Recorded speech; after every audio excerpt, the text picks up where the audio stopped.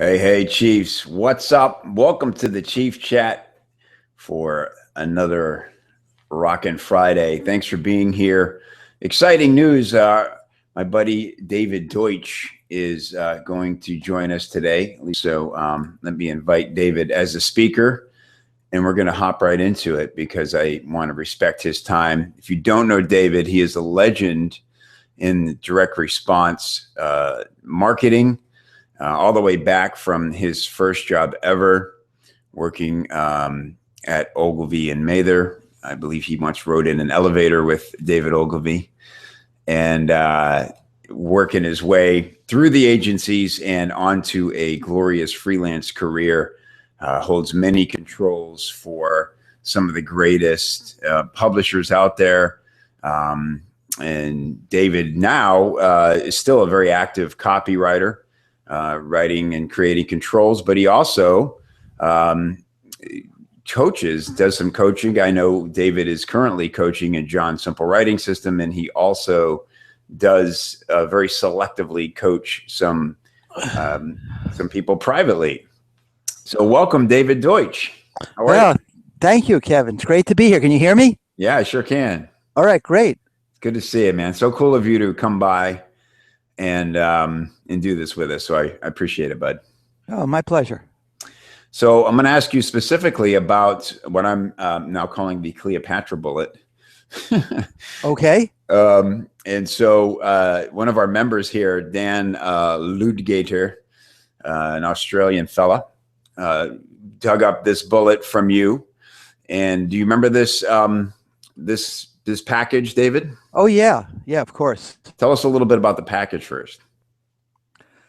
That was for a book published by Boardroom called, I think, Healing Remedies. It was written by the Weiland sisters. They had published collections of kind of folk remedies.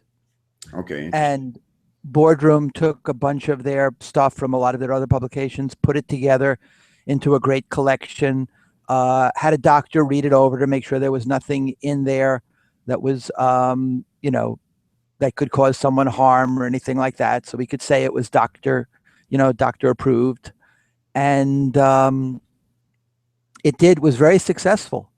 There was a lot of, I don't know what cover is on the one that you're looking at, but yeah, I can't see all I saw was this bullet that he posted up. I wish I had the package in front of me. Do you recall, was this a magalog or was it just a straight up sales? It was a tabloid. Tabloid. Okay, cool. Yeah, we tested a lot of different things. I think the gin soaked raisin cure that cured Carmen's arthritis, I think, or something like that, ran for a long time on the cover. And the Cleopatra bullet was one of the bullets on there. On the cover. Yeah. As well. The idea being, of course, if someone doesn't have arthritis, they still may want to know what was Cleopatra's aphrodisiac, or they might want to know about heart disease or cancer. So, yeah, that's a great point in itself. That when people think, well, what if I want to, especially in mail, you're going to reach people who aren't maybe your specific target. I mean, you were obviously doing your best to go out to people who are suffering arthritis, right? And it somehow raised their hand to get on a list to help with that problem. But because it's mail, it's very likely that you're going to end up in front of people who don't have that issue, but would still be fascinated by the book. Yeah. And, Boardroom's audiences are a little broader than that. They're really people that are interested in health in one way or another. I don't know that they have ever really disease specific gone after people. That can get a little bit creepy. Hey, we know you've got arthritis and we know some other things about you. So yes, if your fingers hurt from opening the envelope, this is for you. Right. Okay, great. So let's look at the bullet and specifically what Dan talked about. So okay. Let's make sure we have it accurate here. We're pretty good about keeping the words right here in Copy Chief, but Middle Eastern love snack ignites a woman's sexual desire. Cleopatra swore by it, page 10. Okay. Sound right? Yeah. Yeah. Okay, great. And so then he says on page 10, I guess the payoff. See, he's reverse engineering your bullet, David. Here, Right. Dan's really become a strong bullet writer. He's actually helping me with the podcast, writing a lot of the bullets. And so, a wise thing for copywriters to do, see the bullet and then go find out where was the inspiration for it. So then on page 10 of the book itself, Cleopatra's passionate affairs with Caesar and Mark Antony kept ancient Egypt from being trampled by the great Roman juggernaut.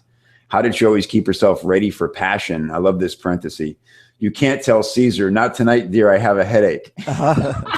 That's classic Deutsch humor right there. Her secret was a Middle Eastern treat called halva, made with sesame seeds and honey. Today, scientists have found that sesame seeds are loaded with magnesium and potassium, while honey is packed with asparic acid, all known to help women overcome a lack of lust. Right. All right. So that's written by the authors. I don't know. When he says page 10 of the book, I'm thinking could be he the means ad. page 10 of the magalog. Yeah, I bet that's exactly what it is. So, because this sounds like you are writing. Yeah. Yeah. Yeah. Okay, good. So he's talking about the tabloid. Okay, great. So now he says the reason this one stood out to him is because he researched it and couldn't find anything on the backstory. Obviously, not assuming there is none and that you just made stuff up. But right. He's saying, so I'm assuming he, meaning you, started with nothing more than the Middle Eastern treat or just the ingredients and its aphrodisiac qualities and went from there.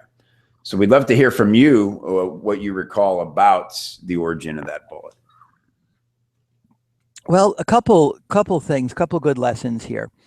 One is I'm pretty sure that the Cleopatra thing came from the book itself, that there was some mention of it, whether that's apocryphal, whether that's, deadly accurate. They probably know she ate halva. They probably know she was into aphrodisiacs and that the halva had sesame seeds, et cetera, et cetera. So it's probably a fairly accurate assumption. Mm-hmm.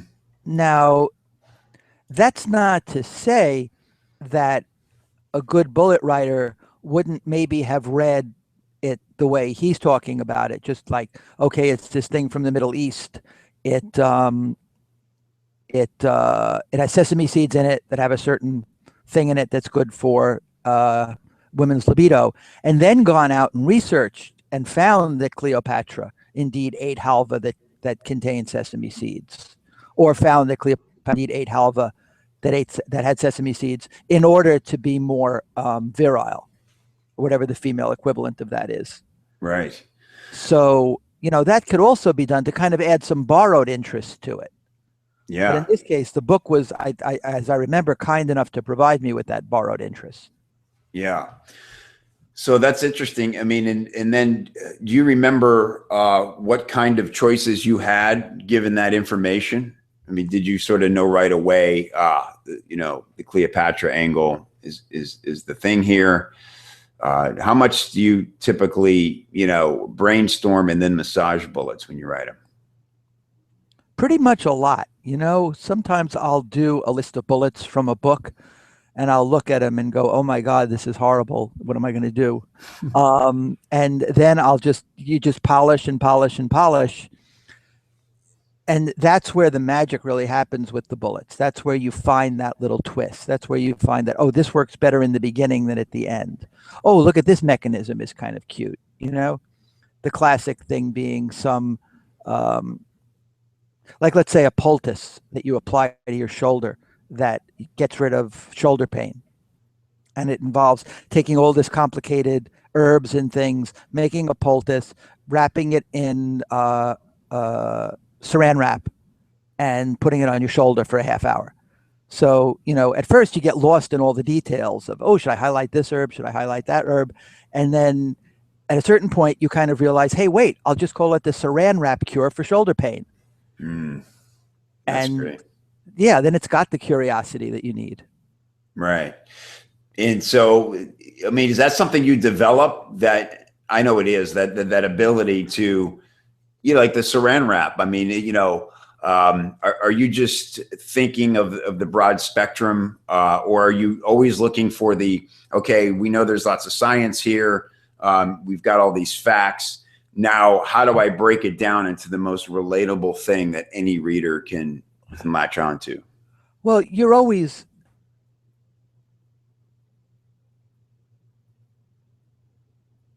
for bullets, and you do that just from doing what your the copy chief guy did, going to the Magalog, looking at what's in the Magalog about it, going to the book itself, as you suggested, and seeing, okay, how did David, how did Gary Halbert, how did whoever take this information and turn it into a bullet? And then, as you say, you reverse engineer it. You go, oh, I get the formula. The formula is, blank's secret for something when you've got like a famous person. So as soon as I saw Cleopatra, I knew that had to be, that had to be the bullet. As soon as I saw a saran wrap, I knew that the cure had to be the saran wrap cure, because that's just like, oh, look at that. That's something that's going to stand out. That's great. You ever test bullets out on people, like at a picnic or anything? No, but I have had people, I do sometimes have people read the whole list of bullets, rate them from 1 to 3, see which ones they like, and then, and then either use those bullets that have been rated most highly, or kind of go back and fix those bullets that rated poorly. Like, oh, I could see why they didn't like this one. It's obviously, it needs a little, more power in it. Yeah, that's a great tip again there. And I know you have a few people that you've worked with long-term, other writers that you coach, and maybe, I don't know if you have Cubs directly, but colleagues that you trust and you do this for each other. Yeah. Yes. Yeah. Yeah, that's smart. Exactly. And can you imagine writing without that? So many people write in a vacuum where it's like, yeah, I guess I wrote my bullets today. Let's go put them in the ad. And good as those critiques are from people like you or Carlton or whoever, it's really useful. I find most writers don't show their copy to other people enough. Yeah. Show it to your wife, show it to your mother, show it to your friend. Just have anyone read it. It's a humbling experience, but that's what makes good copy. Right. You have to. Yeah, I think that's what I look for in younger copywriters is, can they take the critique, obviously, but how do they react to the critique? Not like, okay, I kind of see your point, I get what you're saying, or like, they don't care at all about that, right? It's just like, exactly. Oh wow, that's interesting. I hadn't thought of it that way. They could care less if they agree or don't agree. They're just interested in the idea you presented, because it's always about getting to the best thing. That's right. Yeah, yeah. And that is an interesting determinant in someone's potential as a copywriter, is how well do they take criticism? How do they seek it out? And the best writers take criticism very well. I've criticized John Carlton's stuff, and he's like, yeah, you're right. What was I thinking? Yeah, he famously has made copywriters cry. He's very proud of that, and so it's fun to get one in on him once in a while. But I mean, that's the whole thing, is he's happy for the feedback. Exactly. There's a lesson. Yeah, you and I are sort of privileged to be in a group of our friends and colleagues where it's a lot of just kind of fun hanging out talk, but then oftentimes we do post stuff up, and it's really interesting to watch it on that high level, especially the personalities in that group, because people will come with feedback from all sorts of directions that you just wouldn't see coming. That's right. Yeah. And you can get, anyone can get too close to something. I mean, by definition, you get too close to something as soon as you start writing it. Yeah, well, you've done that level of research, and suddenly, it's funny. One thing I try to do is write down how I think about a product before I do all the research and really immerse myself into it, because suddenly now the lingo of the product and the terminology, and you quickly forget that all seems strange and foreign to you 3 days ago. Right. Yeah, good stuff. That's a great hint too. A lot of the best ideas come. We talk about research and how important research is, yet a lot of the best ideas come before you know anything in detail about the product because you're not constrained. Right. Yeah. And then, Once you're an insider, it's almost impossible not to speak like an insider. yeah, you may have to edit those ideas a little bit to make them a little more in tune with the reality of what you find when you do the research. But still, the places that you go to can be pretty incredible. Yeah. Well, David, this was really cool of you to stop by and do this with us. I want to respect your time and let you go here. But quickly, tell me, I'd love to know what you're working on now. Are you working with on any packages right now for publishers? I'm working with someone on something for Boardroom right now. Like a big book of a lot of cures, which is kind of cool. And I'm working on something in the exercise space, which has got a celebrity attached to it. So that's always kind of fun. Cool. To have that kind of, well, we're talking about Cleopatra was a celebrity in a way. So to have that to start with, is so great.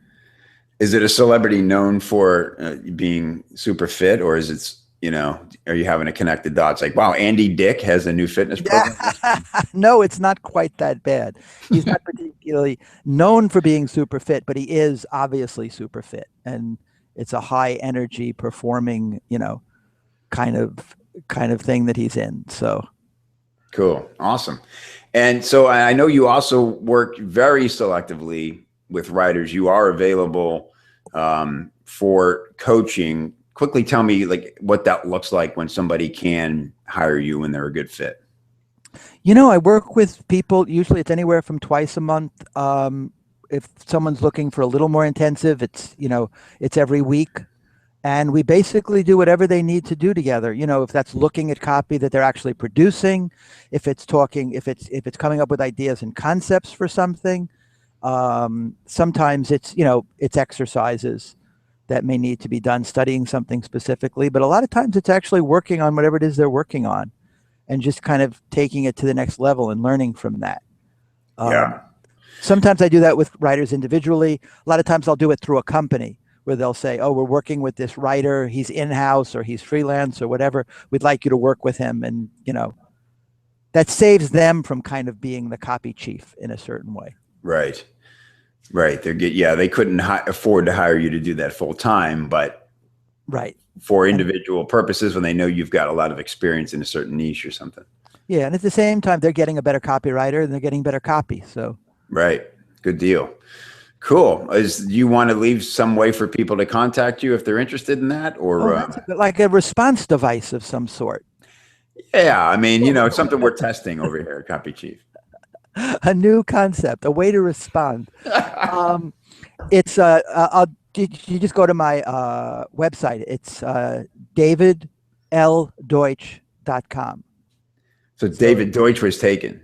David Deutsch was taken, and it wasn't even taken by the physicist. It was taken by some guy in Massachusetts who's saving it for his son. And I write him every year and go, are you ready to, let me buy that site from you yet? And he's like, no, we may need it. Because his son is David Deutsch. It just happens. Wow. To be. But anyway, so it's David L. Deutsch. That's L as in Larry, not L as in EL, like El Exagente or something. That would be sexy, though. That would be sexy. El Deutsch. David L. Deutsch, El Presidente. And it's DEUTSCH. Yes, it is. Thank you. Simple, but a lot of people get scared when they start to type your name. So well, it's a bit of a filtering device. If you can't get the name right, you don't get in touch with me. So right, exactly. I like that. Yeah, the hurdle. You gotta be paying attention. That's perfect. Yep. It's a positive spin. All right, David. Thanks for doing this again. Really appreciate you, brother. And glad to do it. Okay, man. We'll talk soon, buddy. All right. Take care. Bye-bye.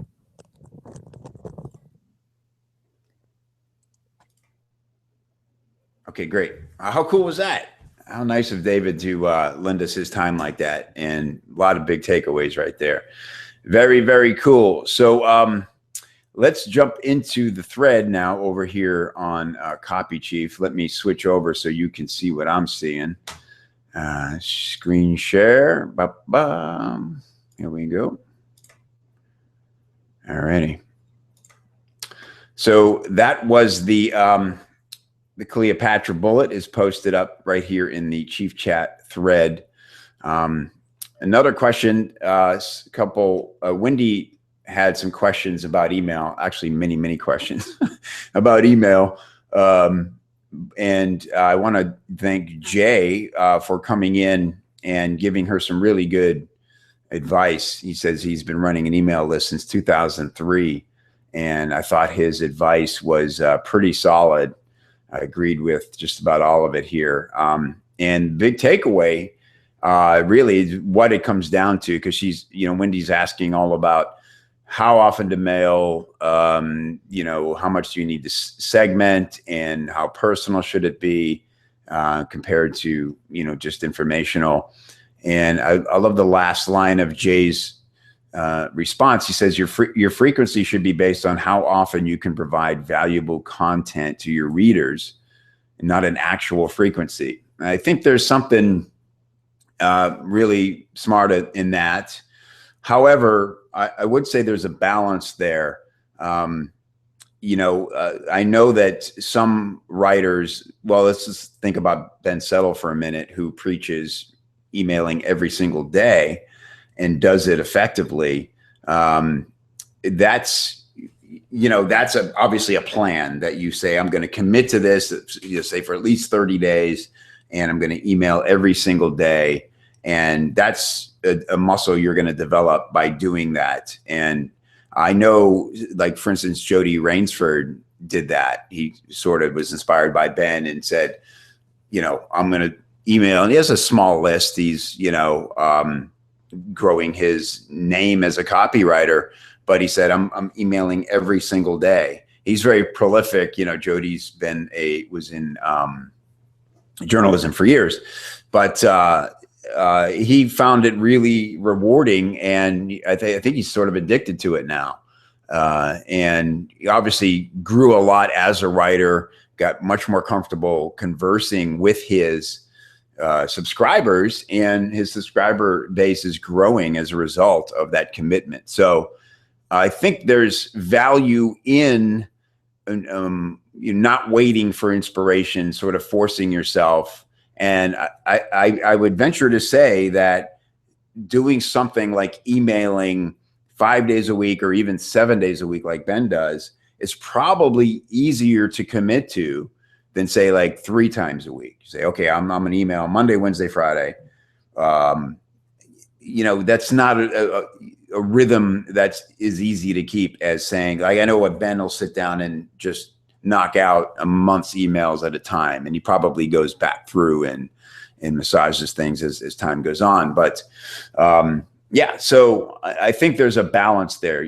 Find some schedule, stick to it. Doesn't have to be every day. Yes, some people are going to opt out. I think Wendy asked, has anybody ever lost an existing customer through too much email? I guess it depends on the nature of your offer. That certainly could happen. I know in Copy Chief, I've had, some members ask me, how do I get off your broadcast list now? Because I'm a member, because I'm often adding it's usually not a big blatant pitch, but I'll add something in there with a link to join Copy Chief. And, I understand people feeling like, hey, I'm already in, quit pestering me to sign up. But I like to think there's always value in the emails, and that, we should be paying attention to each other and what we send. I'm on a ton of lists, and, I have filters where certain people, I just know I want to collect everything they send, like Kern or Perry Marshall. Those guys are just going in a folder, as if one day I'm going to sit and go, I know nothing else today but reading Perry Marshall emails. It's never going to happen, but you can certainly scroll through that file for subject lines and things like that. And then there's other people that I keep in my, in my main inbox, and I want to see what they're sending. And I, learn a lot from keeping my eye on what kind of frequency and what they're talking about. And I will say that most of the people who stay in my inbox are the highest frequency emailers. Guys like Ryan Levesque pretty much mails every day now. And I think the other factor here is bandwidth. I don't, Ben Settle does it himself. I know Jonathan Rivera, who's a sort of prodigy of Ben, does it himself. A lot of people do it themselves, but other people just go, there's just no way I'm going to get to this. And they, I know that Ryan has an email writer now. So those are probably the main factors. How often do you have something of value? Can you find value if you're going to email with high frequency? And can you even, keep up with that kind of frequency? I'd say those should be your determining factors. And last thing I'll say about, look, it's dangerous to guess how often people want to hear from you. Because I think you need to just be yourself and write how you feel it and let the right people be drawn to you. I always remember Ramit Sethi teaching that lesson, that he concerned himself with short attention spans and all that for a long time. And it drove him crazy. And he finally just said, you know what? I'm a verbose guy. I have a lot to say. Yes, my emails are going to be crazy long sometimes, but the people who read those emails are my best prospects. That's my tribe. And I'm just going to write to them. And ever since he's done that, I know it's certainly worked out well for him. So thank you, Wendy, for the questions. Thank you, Jay, for the cool feedback. And then Jay had another question himself. One topic I would love to delve into deeply is customer avatars and determining what your optimal first target market customers. Where do you get info and how do you compile? How do you source it out to save time? It's an interesting one. I usually, as a freelancer, I am working with clients who have a customer base.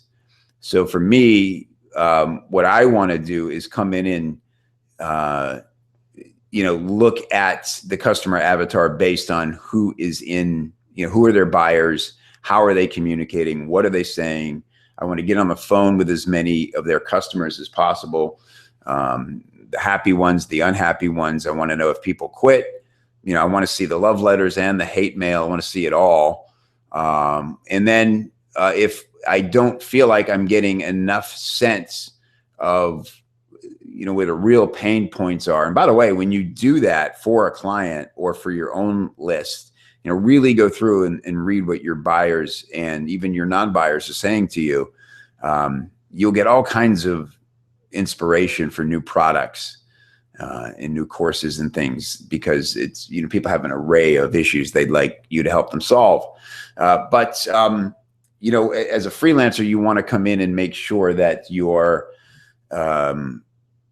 client has it right. Don't just take their word for who their avatar is. You've got to go in, put on your sales detective cap and really dig around and get the truth, find the real story about, who the avatar is. And then of course you can use general research, demographics, income, education, age, things like that will play a factor. So I don't know. I feel like I'm being a little vague with the answers here, Jay, if you're talking about your own list. And if you don't have a list of buyers, of customers already, then the best place to go in my mind, I mean, obviously there's statistics you can get your hands on. You can create, Facebook, lookalike list and start to sort of test ideas. One cool thing is to test report ideas, free reports, start to see what resonates if you're hitting the pain points. Otherwise, to really get inside your customer avatar's head, go to forums, even local meetups and groups and things that like that. I mean, and there's nothing more effective than sitting across from somebody and really, just having a conversation with them. Like David said about having people read his bullets and give him feedback.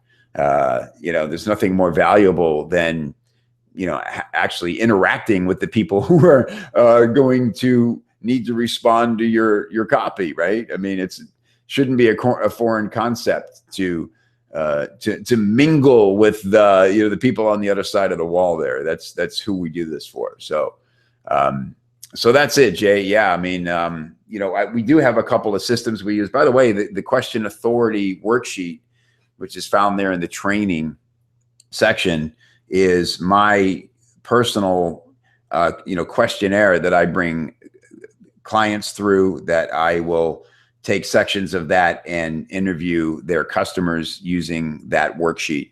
So if you haven't checked that out yet, definitely go get yourself the question authority worksheet in that training section. We covered Dan's, and Jay is happy with her advice from Wendy from Jay, and hopefully what I just added to that. And it looks like that is just about all the questions for this week. Let me just check in quickly and see if you guys, let me see your comments here. Let's see, chat. Cool. Okay. Wow, lots of chat. Sorry, it's difficult to read this while I'm doing other stuff. Colin Brain. What's up, Bri? Did I copy and paste that from Google? I'm not sure.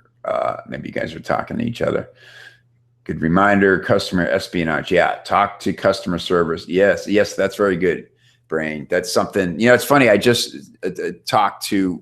mentioned that to my wife, because she caught me flirting with the secretary at the mortgage broker on the phone. And I said, that's one of the most valuable things you can do, is get friendly with the gatekeepers in any business you do. But I learned that from John talking about the espionage, putting on the sales detective hat. And John often talks about, he would always visit the client's business and sit and chat with the secretaries and the salespeople, and become an insider with them. And that's where you get the real story about how sales are and what the customers are saying, what they're complaining about, what they're happy about. So yeah, good reminder there. Yeah, I get away with nothing, of course. So yeah, groovy. So I guess that's about it. Anybody questions from today? Anything we didn't cover? Happy to wrap up with. I'm loving keeping these to about a half hour, because I think it's much easier to commit, obviously, to a short session, and it forces us to pack a lot of content in, and it makes it much more watchable, on the replay for people.